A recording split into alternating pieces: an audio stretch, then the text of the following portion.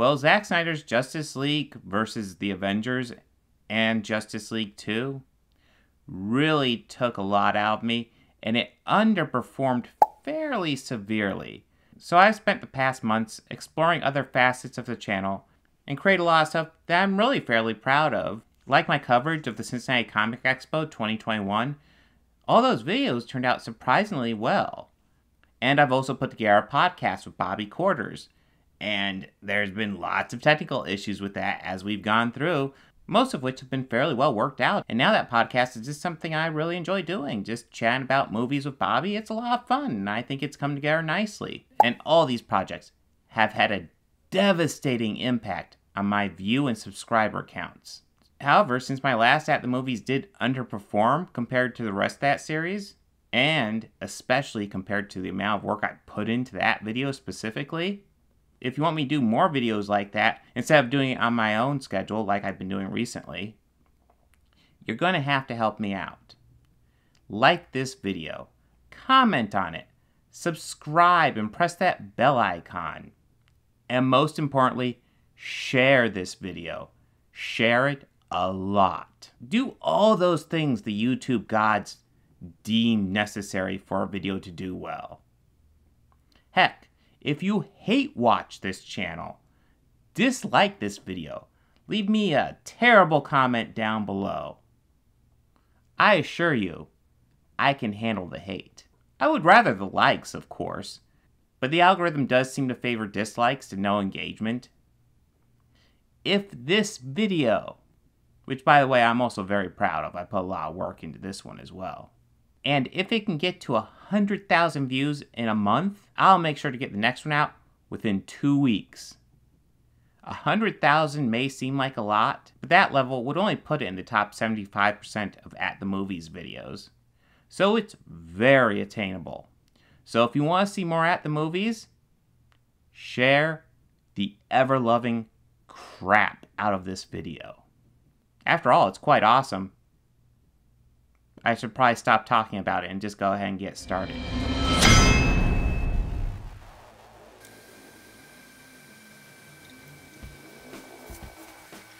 This Organized Chaos video is brought to you by Gems Art Studio. Gems Art Studio is an online store that allows access to prints that you can use for most anything, obviously as just a picture, or as a wallpaper, or as a bookmark, or anything you can think of. You can find Gems Art Studio at etsy.com/shop/gemsartstudio. This video is also brought to you by viewers like you. Thank you. James Gunn writes and directs 2 fantastic follow-ups to movies about criminals coming together to do the right thing. It's Guardians of the Galaxy Volume 2 versus The Suicide Squad.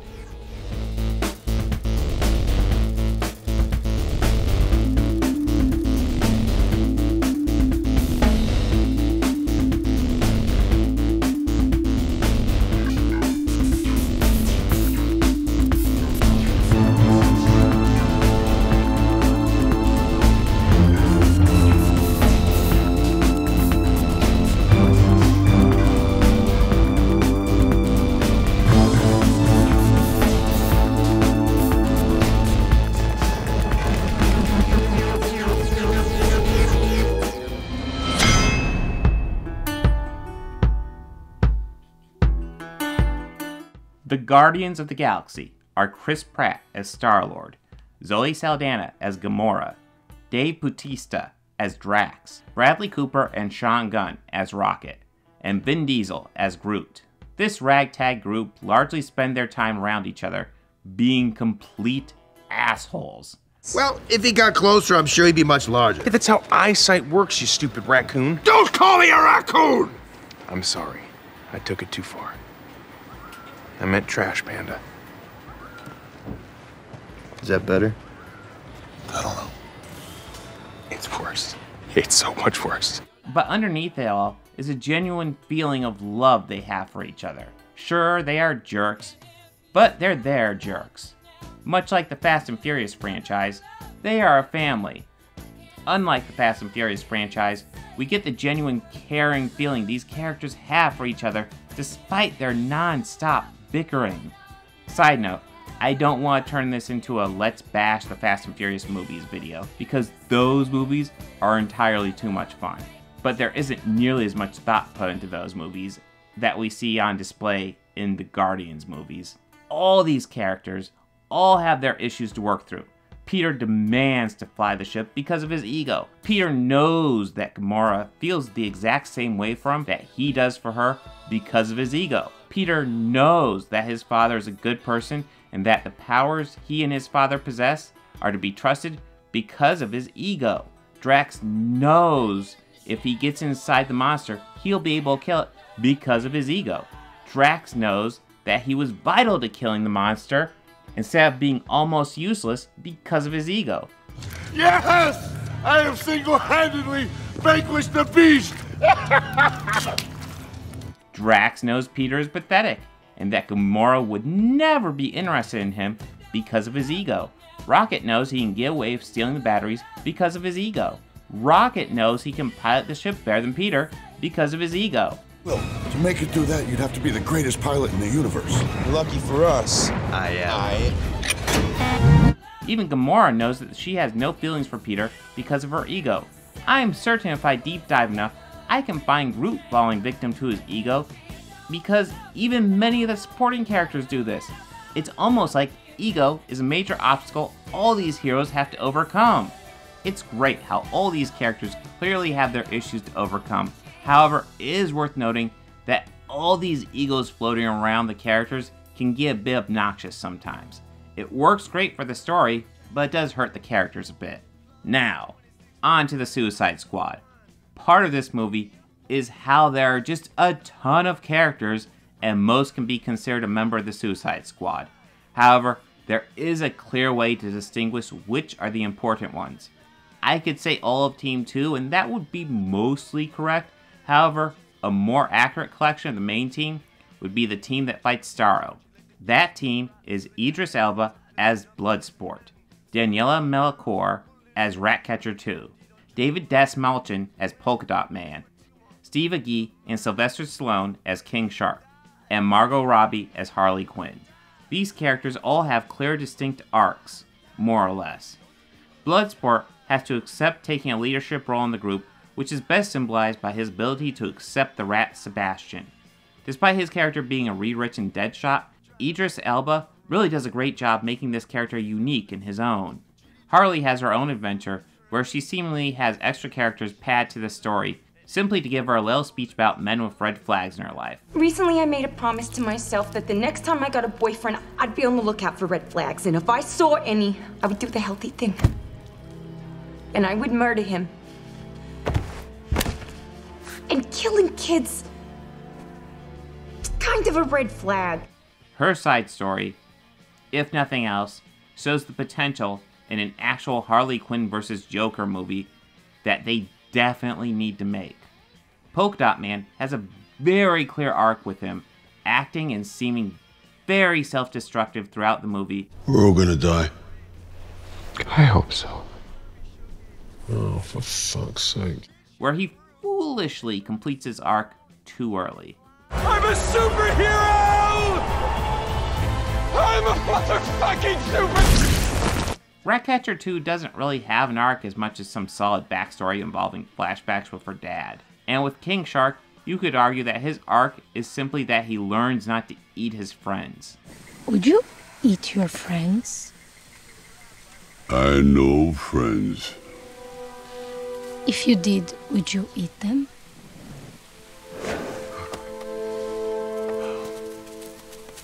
No? So the arcs in the Suicide Squad aren't perfect, but the arcs in Guardians of the Galaxy Volume 2 have about the same inconsistency. Peter absolutely has a clear arc concerning his parentage and how he sees himself. Rocket is very similar, having clear arcs in concern to how he treats those around him and how he's raising Groot. This is remarkably close. Guardians synergizes its characters into this story so well. Peter and Rocket have a lot going on. Drax, Gamora, and Groot have a bit going on, especially with Gamora dealing with Nebula. However, even the Gamora and Nebula stuff works more to evolve Nebula than Gamora. Drax largely feels unchanged throughout the movie. In the beginning, he is an insensitive jerk that means well. Gamora is not the one for you, Quill. Shadow. You just need to find a woman who is pathetic. Like you. His arc is really when he admits Mantis is beautiful, but adds to it on the inside, essentially ensuring his arc really doesn't happen. It's beautiful. Keeping all the things I It is. knew inside. It's hard, And so are you. but it's harder to ignore it. On the inside. Groot's arc is basically entirely on his ability to understand instructions. The Suicide Squad seems a bit scattershot with its characters. Everyone seems to be on a different path. However, it all ends up in the same place. The main characters in the Suicide Squad all have their very distinct stuff going on. Their stories play out well, but they don't play into the themes as well as Guardians does, something we'll really go into later. While Guardians hits a couple characters strong, the Suicide Squad shares a lot more spotlight. Since both movies are ensemble pieces, it seems like sharing the spotlight should be a better angle to go for. So while this is super close, I have to give the hero point to the Suicide Squad, simply for giving the main cast all its own clear moments to shine. Point for DC. If you cough without covering your mouth. Harley, those last three aren't things. Although, probably don't need to say this, but that isn't an open invitation for you to cough without covering your mouth. Hello, I'm Johnny Cash. In the Suicide Squad, we have Viola Davis as Amanda Waller, Joel Kinnaman as Rick Flag, John Cena as Peacemaker, Peter Capaldi as The Thinker, Juan Diego Bato as Presidente General Silvia Luna, Joaquin Casio as Major General Mateo Cerez, Julio Cesar Ruiz as Milton, Who's Milton? What? I don't remember any Milton. Fuck!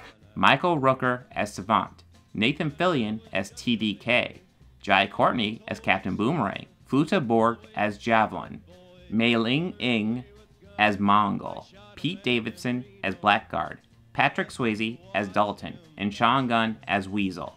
Alright, so maybe the bottom half of that list are less characters and more cam fodder. Well, except for Dalton, of course. Dalton is the best character here by a mile. But since this video could completely be overridden by his great deeds in all things, I have to move on and discuss the other characters. Amanda Waller and Rick Flag are both returning characters and examples of how much better this movie understands and uses its characters as opposed to Suicide Squad 2016. Rick Flag was fine there, but in many ways, more one note, with his big driving force being concerned for his now super powerful and threatening to destroy the world girlfriend. He doesn't have much of a driving force in this movie until he comes to a moral decision, a choice between obeying orders and doing the right thing. And with no motivation, or admits the right thing to do, he chooses to do that. It's the moment the audience ends up completely behind him, and also the moment when the audience realizes he's almost certainly going to die. Amanda Waller is also more clearly seen as a villain here, which is actually rather funny because in 2016 Suicide Squad, her actions directly result in the Enchantress getting out and threatening the entire world. That movie even has a scene where she executes part of her team and it's just shrugged off. Here, we see her as someone solely interested in the mission and nothing else. We get that in the first one, but once her life's on the line, her motivations get muddy. Since she has nothing to lose here, her cold-blooded motivations become very clear, making her far more villainous here, even though she actually does less evil stuff. And I can't not discuss Peacemaker. He was really set up to be a joke character, but subtly through humor, also established as a villain that Bloodsport would have to deal with. In his hands, anything is a deadly weapon. His father was a soldier who trained his son how to kill from the moment he was born. Are you having a laugh? What? You just said each member of the team is chosen for their unique abilities. He does exactly what I do. This is a great joke, but it's also very common in storytelling to establish a villain as being very similar, if not the same, as the hero, which is exactly what this moment does so well. Peacemaker is also set up as a villain when they establish that his goal to ensure peace is nothing more than an excuse for him to do whatever he wants, whether it be murdering someone or eating a bunch of dicks. But if this whole beach was completely covered in dicks, and somebody said I'd eat every dick until the beach was clean for liberty, I would say no problemo. You know what I think? I think liberty's just your excuse to do whatever you want. Whether that's to eat a beach full of dicks or killing folk. Peacemaker. What a joke. In Guardians of the Galaxy Volume 2, we have Michael Rooker as Yondu, Karen Gillan as Nebula, Pom Klementieff as Mantis, Sylvester Stallone as Sakaar Ogord, Elizabeth Debicki as Aisha, Sean Gunn as Kraglin, and Chris Sullivan as Taserface. What? Sorry. I am so sorry. I just keep imagining you waking up in the morning, sir, looking in the mirror, and in all seriousness saying to yourself, you know what would be a really kick-ass name? Taserface! Much like the heroes, the supporting cast all have similar issues. Nebula wants to beat Gamora because of her ego. Sakaar is ousting Yondu because of his ego. Hell, Yondu kills a massive amount of Ravagers and destroys most of his ship because of his ego. And that's not even the biggest example. Aisha literally leads an entire armada of ships from her planet, not for some batteries, but because of her ego. And Taserface, well, he thought that name was cool because of his ego.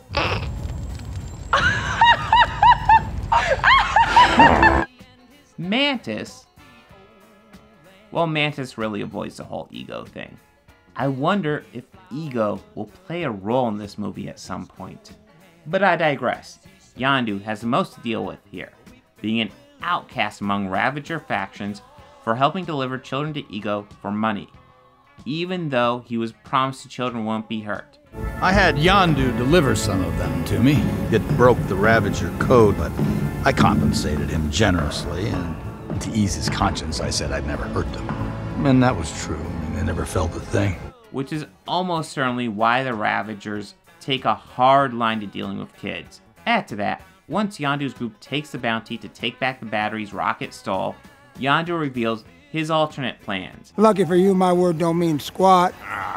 Otherwise, I'd actually hand you over. Otherwise, you'd what? We'll take them batteries. They're worth, what, $250,000 on the open market?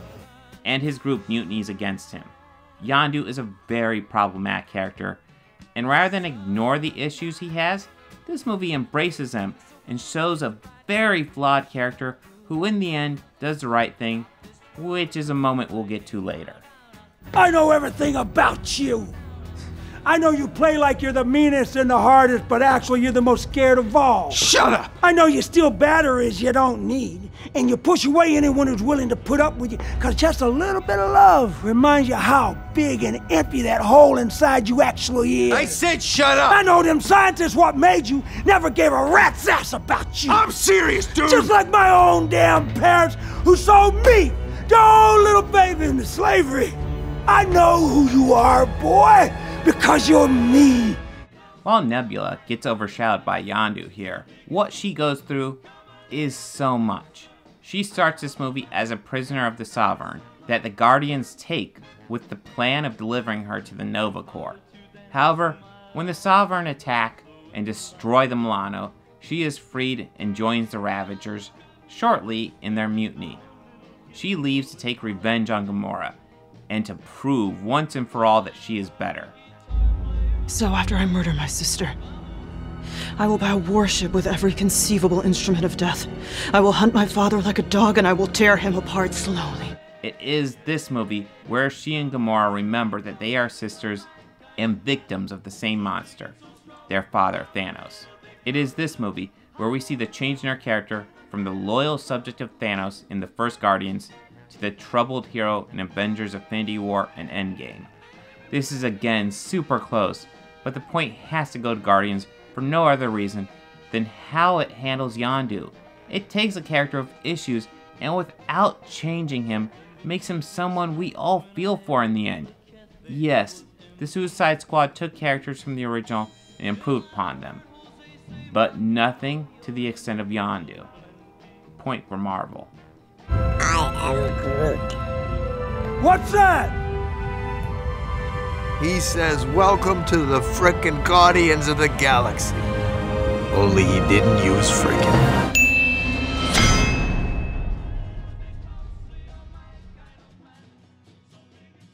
It's Ego. Point for Marvel.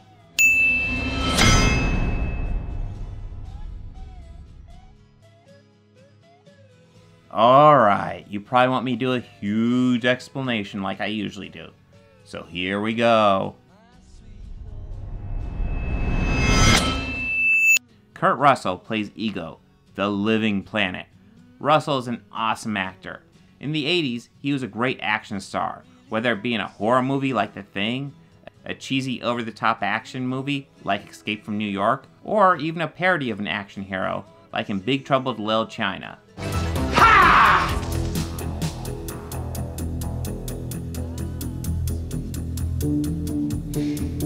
Now that I think about it, I think John Carpenter really helped his career. Great hat, Kurt. Yeah, that kind of commands the scene, doesn't it? It's a scene about a hat. Now, he has only played the villain 3 times that I've seen.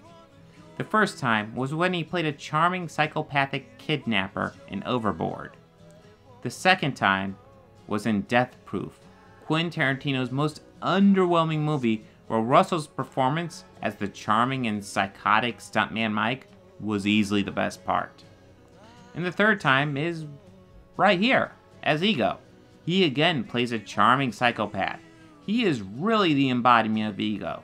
He is completely and totally self-involved and only cares about others insofar as they're useful to him. I need to fulfill life's one true purpose. Grow and spread, covering all that exists until everything is me. Not only that, he is the embodiment of all the heroes' ego. The ego that has been sabotaging them the whole time. Well, that leads them, literally, to a planet named Ego. Ego is a great villain that encompasses all that these characters are going through, and Russell does a great job. In the Suicide Squad, we have Starro. Don't get me wrong, Starro is very cool. Having the Suicide Squad go up against a giant monster is not only fun, but does a solid job of surfacing the story, showing how these characters have developed so much that they can't just turn their backs on innocent people, even when it's the easy thing to do, and they are being threatened with death if they don't walk away. Them choosing to fight the monster is a great moment, but isn't the encapsulation of all the heroes' issues humanized into one villain. That's what Ego is, and that's why it's an incredibly easy point for Marvel. You know, Brandy? By Looking Glass? One of Earth's greatest musical compositions. Perhaps its very greatest. Yeah, yes. You know, Peter, you and I, we're the sailor in that song.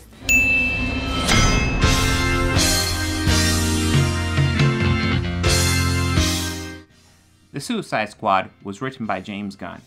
The story primarily follows Bloodsport, a prisoner in Belle Reve, who doesn't live the most glamorous life. We start following him after we see Team 1 get absolutely massacred on the beach on the fictional island of Corto Maltese.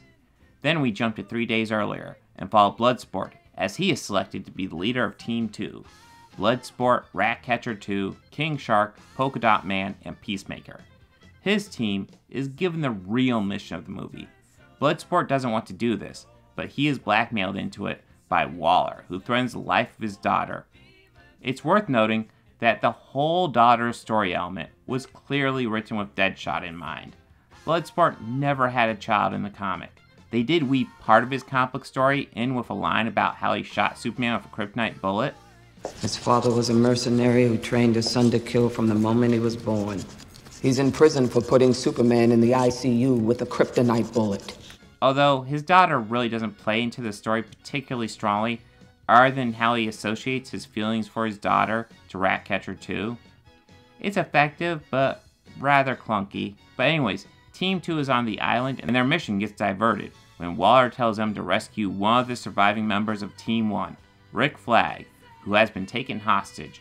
She advises them to terminate with extreme prejudice his captors. They even have Bloodsport and Peacemaker making obnoxious competition out of it. No one likes to show off. Unless what they're showing off is dope as fuck. Fuck. That's true. Only to discover that Rick Flag was taken by allies, They were killing friendlies on their way into the camp.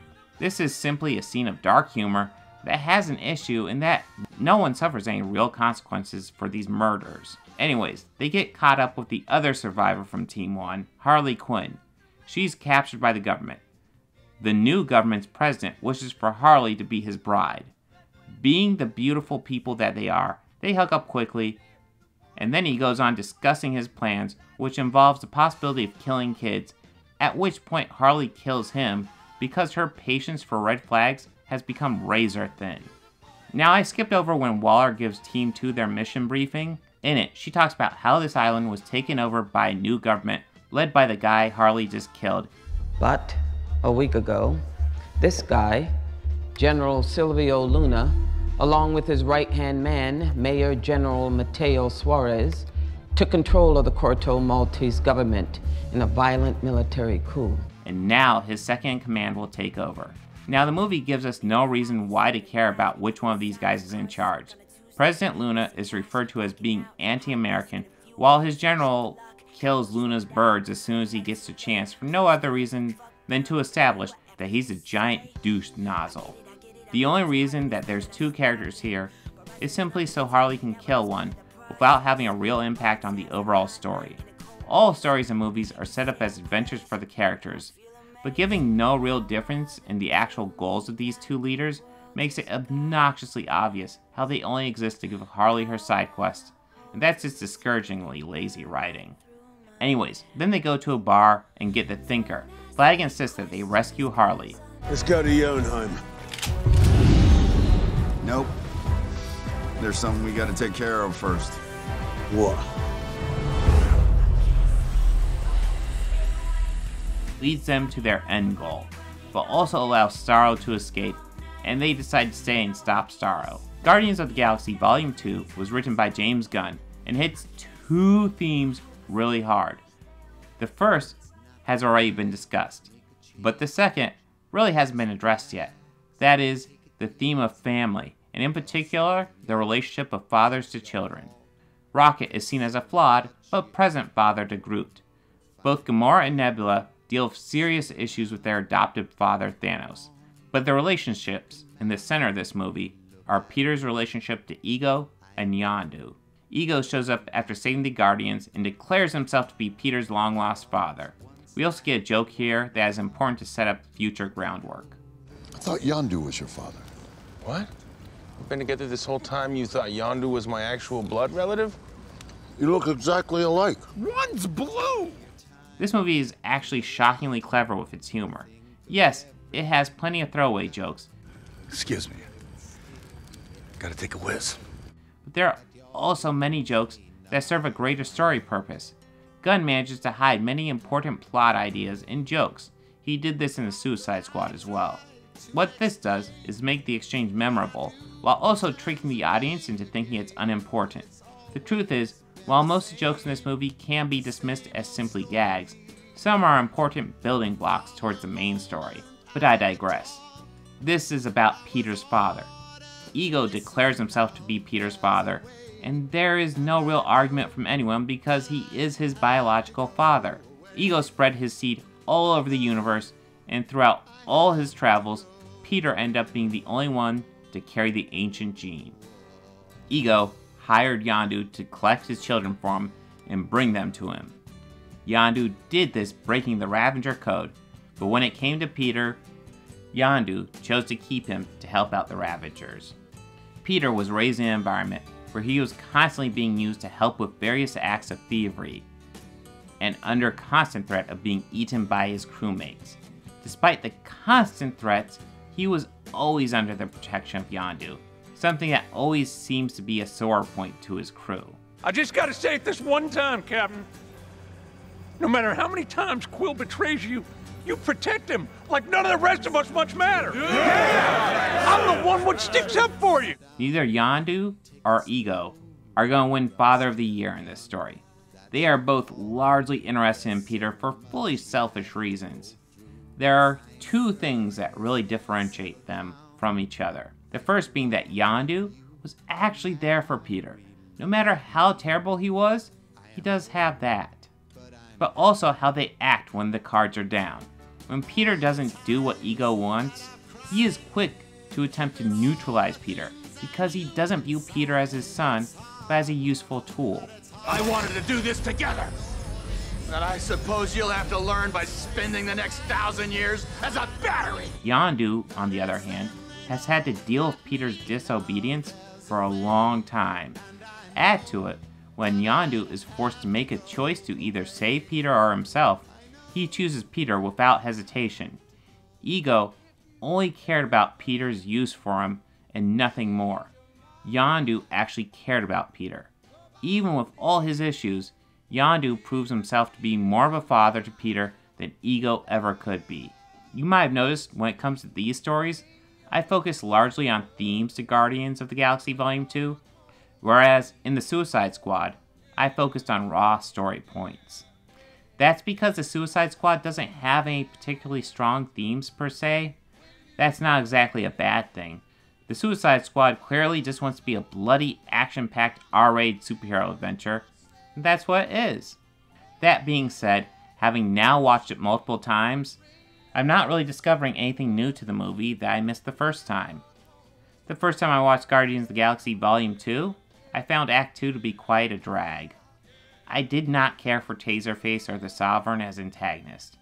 However, every rewatch, I enjoyed this movie more and more, and while those antagonists are still not strong, they don't matter as much as their impact on the characters and the themes. Guardians of the Galaxy Volume 2 is like an onion. So much feels carefully placed to guide the audience where it needs to be later. It's easy to miss through all the dumb jokes, but even a lot of the dumb jokes have a point to help get the audience where they need to be. And yes, it's like an onion. The more layers deep you get, the more tears will well up in your eyes. Hold it in. Finish the video. You can do this. This has to be a point for Marvel. I'm sorry I didn't do none of it right. I'm damn lucky you, my boy. I do not mind the rain. The Suicide Squad has lots of visual treats. Like how much of the stuff that would usually be text on the bottom of your screen is now actually pieces of the environment. While occasionally being tough to read, it's a lot of fun and absolutely worth the slight slowdown in reading time.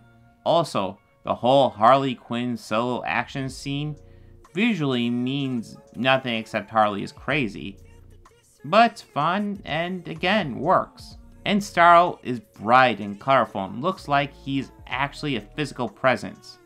It's nice getting some color in these DCEU movies. And I also love how often this movie sneaks Milton into a major shot. And also how there's shots like this bus scene where we see the entire core group in the back and we don't think about who clearly must be driving.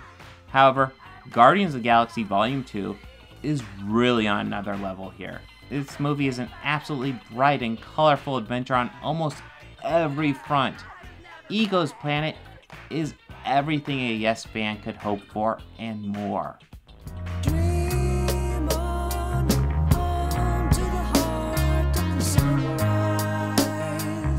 If you ask me which movie I'd rather watch on mute, my counter would be, which movie has a big yellow rock Pac-Man? It's a point for Marvel. Well, get ready for an 800-foot statue of Pac-Man with Skeletor and Heather Locklear. What do you want? I'm gonna make some weird shit. Hey! Been trying! James Gunn loves his licensed music. If you don't know that, you haven't seen any of his movies. Both these movies have his music styling all over them. But which one does it better? Before we dive into that, let's take a moment to talk about the scores.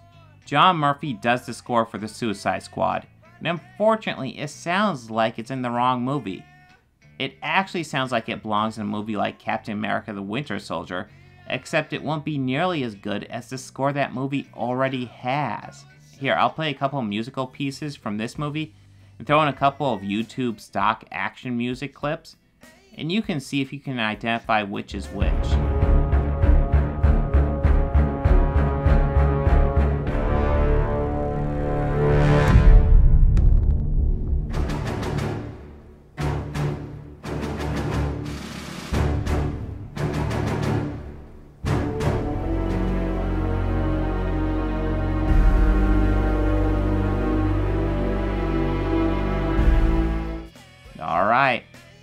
got it? They're all from the Suicide Squad. And yes, I understand that the scores in these movies actually matter less than the actual songs they use simply because James Gunn loves his big song moments. But the Guardians score by Tyler Bates at least has the main theme, which is totally decent and very memorable.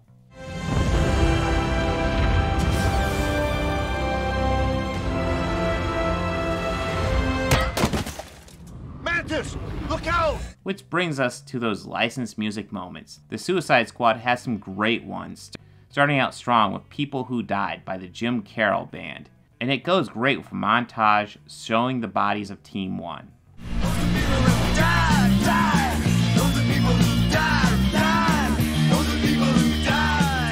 The only other standout was Point of No Return by Kansas for the introduction of the best character in the whole damn movie.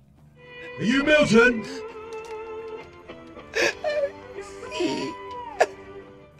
Who's Milton? What? I don't remember any Milton. Fuck! Honestly, the only reason the song stood out was because I was familiar with it. Not a huge Kansas fan, but I do enjoy them. There's plenty of fun songs here that really add to the movie though. But let's look at what Guardians of the Galaxy Volume 2 does. There are 3 key songs we have to talk about here. The first is super obvious, and it is of course Mr. Blue Sky by ELO. Mr. Blue Sky, please tell us why you have to... No! Spit it out! Spit it out! It is rather brilliant how the movie focuses completely on Groot dancing to this song, while in the background the Guardians are fighting this huge, scary monster. It's setting the tone for the movie, that this movie is about character moments, not about giant action set pieces, which it also has, but they are less important. The next song to discuss is the opening song, Brandy, You're a Fine Girl by Looking Glass. They say Brandy, fetch another round. She serves them whiskey and wine. This song is in so many ways Ego's theme. He even makes a point of how he and Peter are the sailor in the song, which begs the question, what is the sailor in the song like? Here are some highlights. The sailor said, Brandy, you're a fine girl. What a good wife you would be. A locket that bears the name of the man that Brandy loved. But it made it clear he couldn't stay. No harbor was his home. My love of my lady is the sea. But he had always told the truth. Thought it was an honest man. Brandy does her best to understand. Loves a man who's not around. But what would you say that song is about? Well, it's about a sailor who has a girl that pines for him, that he cannot be around because the sea calls to him and no harbor is his home. This sailor really likes Brandy, but what does he know about her? He knows that she's a fine girl that any sailor would be lucky to have and who pines for his return. So the sailor's only interest in Brandy is that she's attractive, that others want her, and that she wants him. Sounds like a guy with a pretty big ego to me. And like great villains, both Ego and Peter are the same, in that they let their egos drive what they do. Peter only is truly able to fight Ego when he threatens the Guardians. And what song heralds that moment? You killed my mom and squished my Walkman.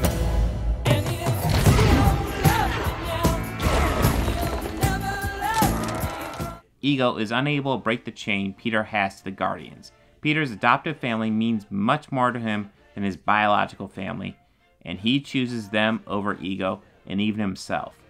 Peter's plan is to keep Ego distracted, to allow his friends to escape and sacrifice himself for them, an act he is unable to do because Yondu chooses to sacrifice himself instead. And we're back to the crying scene. Everyone's evolving past their ego here. This movie hits me harder and harder every time I see it. So yeah, the soundtrack to the Suicide Squad is great, but this is a no-brainer. It's gotta go to Guardians. Another point for Marvel. You are a god. If you kill me, you'll be just like everybody else. What's so wrong with that?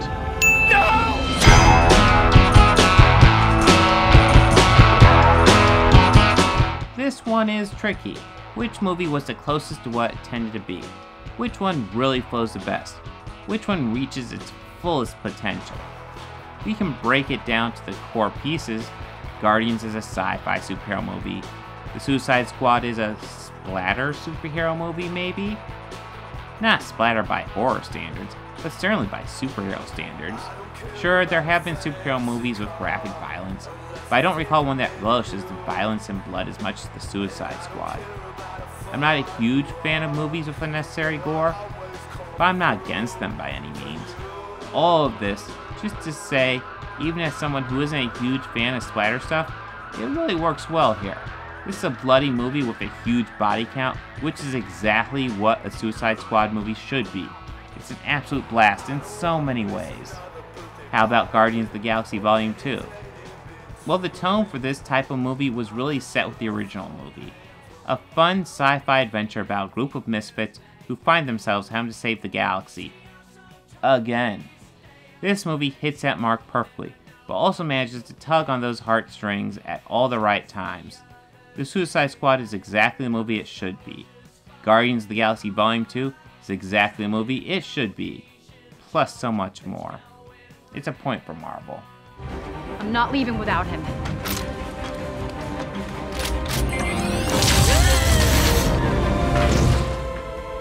I'm sorry. I can only afford to lose one friend today.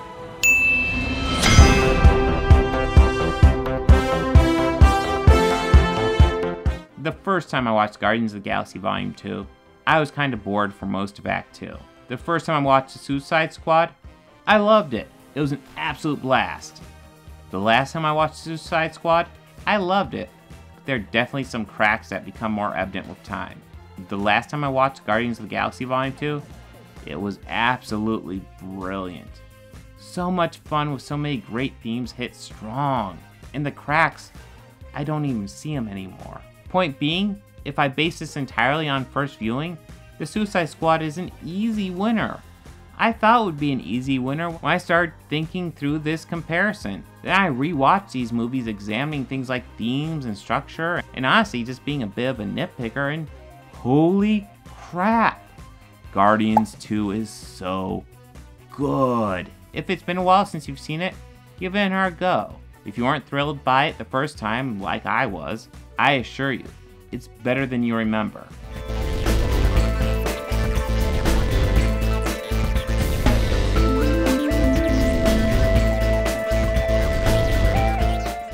They think order and chaos are somehow opposites and try to control what won't be. Pain don't hurt. Neither Yondu or Egu